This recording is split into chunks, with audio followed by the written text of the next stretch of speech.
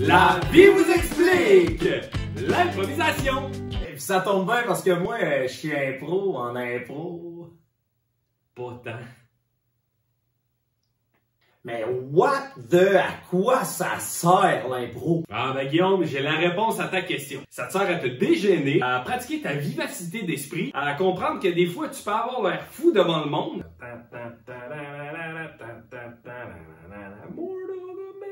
Il y a même des ligues dans les écoles où tu peux participer à l'improvisation. Il y a même la Ligue nationale d'improvisation. En train de me dire que c'est comme un sport cérébral?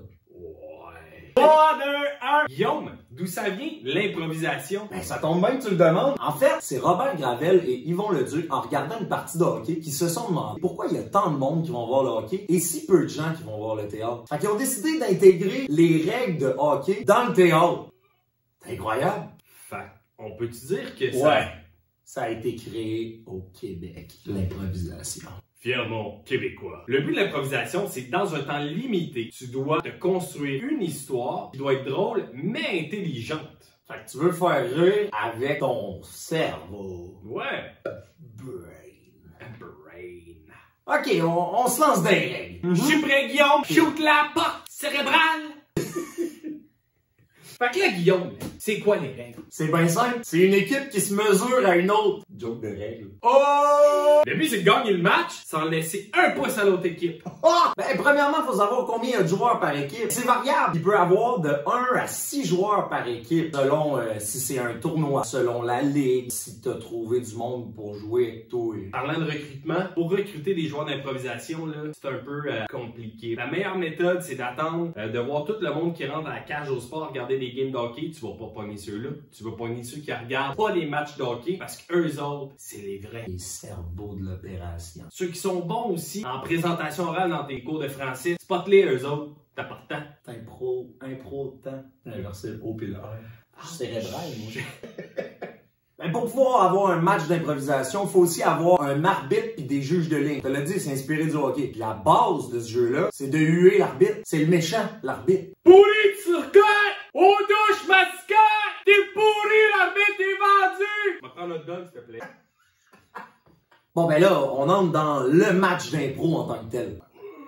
Chaque improvisation devra être mixte ou comparée. Mais c'est quoi ça? Qu'est-ce que ça veut dire? Une improvisation mixte, ça veut dire que les deux équipes qui sont l'une contre l'autre vont devoir jouer en même temps pour créer l'histoire. Tandis qu'une improvisation comparée, eh ben là, les deux équipes vont avoir leur moment pour embarquer et faire leur propre histoire dans le but de vous faire rire. OK!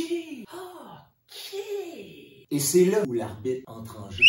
Mon chien sale! Donc, sur la carte de l'arbitre, il y a plusieurs informations qui vont être nécessaires au déroulement de l'improvisation, telles que la durée, le nombre de joueurs, le thème, la catégorie. Dans les catégories, Guillaume, on retrouve plein de choses, telles que rimer. Donc, chaque joueur doit faire rimer toutes leurs paroles durant toute l'improvisation. Quand une improvisation s'impose, elle doit être grandiose. Oh! Il y a aussi la catégorie chanter. Hey baby, je veux savoir si t'es un pro en impro, un pro en impro. Il y a aussi par exemple mimer.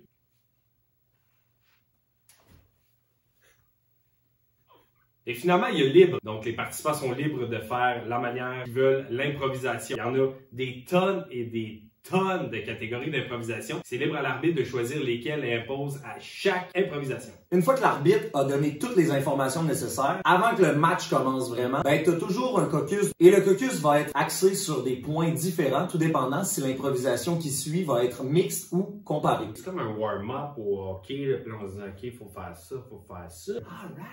Alors, si l'improvisation qui s'en vient va être mixte, on va plus centrer le caucus sur la création des personnages qui vont avoir lieu. Parce que l'histoire va se créer avec l'autre équipe et on ne sait pas exactement comment ça va se passer. Donc, on arrive, on propose des personnages et l'histoire va se construire autour de ces personnages-là. Fait que moi, mettons, je suis Guy Lafleur. Ben, si tu veux, t'es pas obligé d'être un joueur de hockey.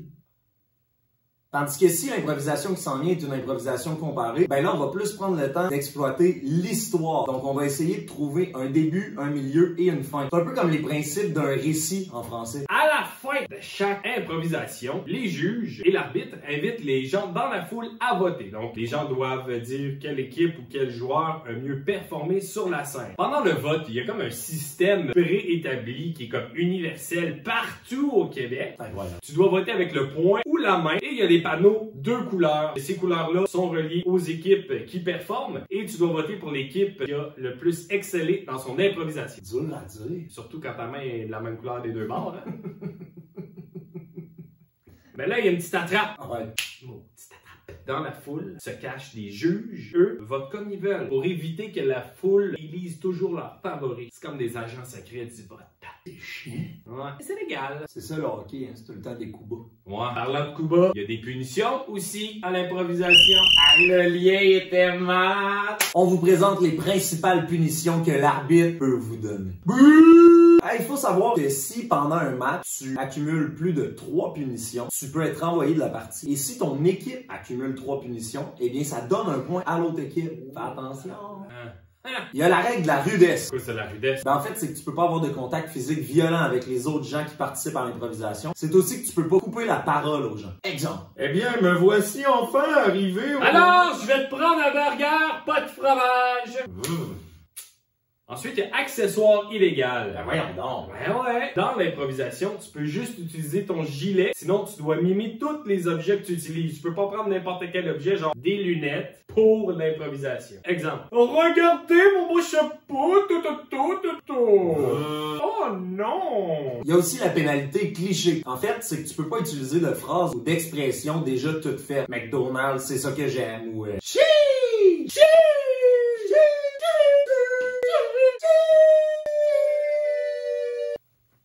Tu peux pas faire ça. Il y a aussi la pénalité du langage abusif. Tu peux pas utiliser un langage qui est pas approprié à tous les jours, tu comprends? Cette pénalité-là est surtout dans les écoles secondaires, par exemple. Exemple.